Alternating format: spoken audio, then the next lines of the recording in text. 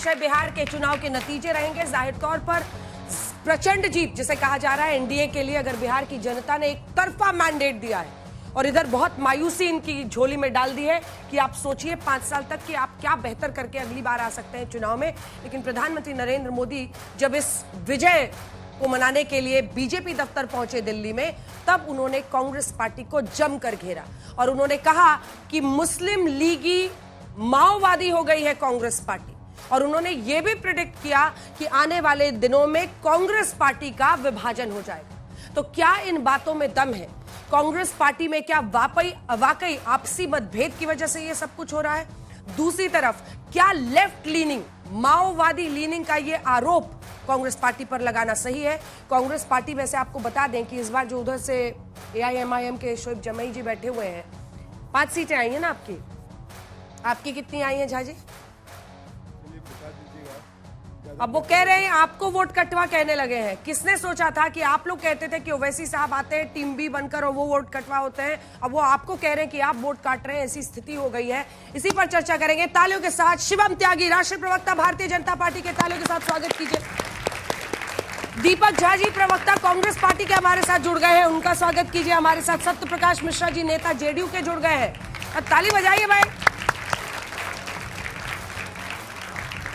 सुबोध मेहता जी जो कि प्रोफेसर है पेशे से, प्रवक्ता है आरजेडी के, वो आज हमारे साथ जुड़े हैं। और शोएब जमई ओवैसी साहब की पार्टी से हमारे साथ जुड़े हैं। क्या वाकई विचारधारा के एक संकट से कांग्रेस पार्टी गुजर रहा है? जो आरोप लगाए हैं पीएम ने, पहले ये रिपोर्ट देखिए।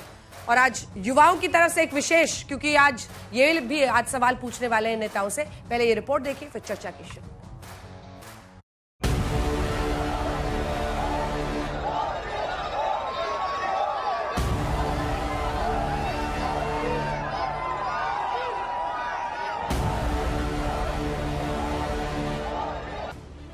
आज कांग्रेस मुस्लिम लीगी माओवादी कांग्रेस यानी एमएमसी बन गई है।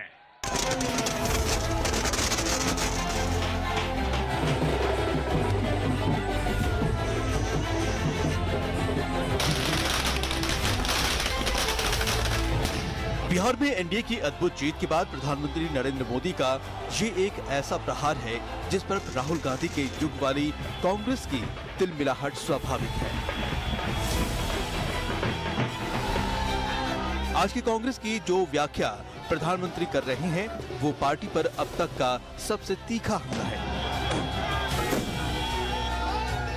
जो कांग्रेस के नामदार है, ये जिस रास्ते पर कांग्रेस को लेकर चल रहे हैं, इसके प्रति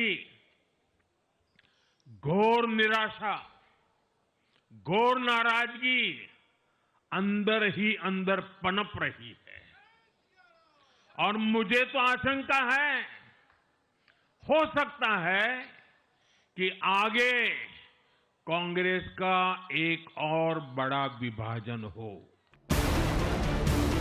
कांग्रेस न सिर्फ बिहार के इस नतीजे से सिकुड़ी है, बल्कि बीजेपी के नेता इस तथ्य को जोर शोर से उठा रहे हैं कि पिछले 2 दशकों में राहुल गांधी के युग वाली कांग्रेस 95वां चुनाव हारी है।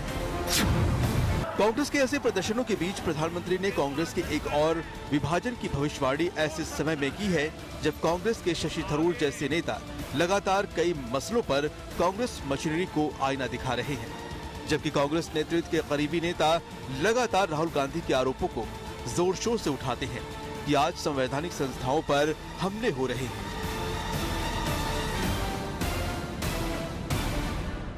प्रधानमंत्री, गृह मंत्री वहां जाके घुसपैठिए का इशू उठाते हैं और उनको कहते हैं इनको निकालूंगा मैं, इनको भगाऊंगा मैं, इनको रहने नहीं दूंगा।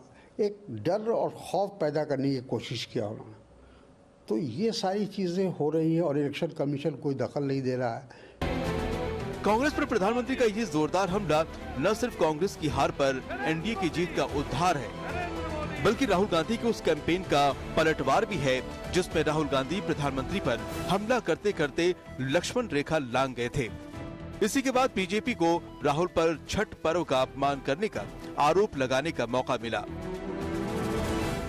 मैं कह रहा हूँ आप उनको कहो कि देखो भैया हम आपको वोट देंगे, आप स्टेज पे आके नाच लो, वो नाच लेंगे। जो लोग छठ पूजा को ड्रामा कह सकते हैं, वो बिहार की परंपरा का कितना सम्मान करते होंगे। और इनकी हेकड़ी देखिए साथियों, छठी मैया से कांग्रेस आरजेडी ने आज तक माफी नहीं मांगी। नरेंद्र मोदी के सत्ता शिखर में आने के बाद से राहुल गांधी ने कई बार उन पर निजी तीखे हमले किए। हर बार प्रधानमंत्री का पलटवार राहुल गांधी पर भारी पड़ा। कांग्रेस की कमजोरी उजागर हुई। बिहार राहुल गांधी की उसी कमजोरी का एक और नतीजा बनकर सामने आया है। ब्यूरो रिपोर्ट, आज तक।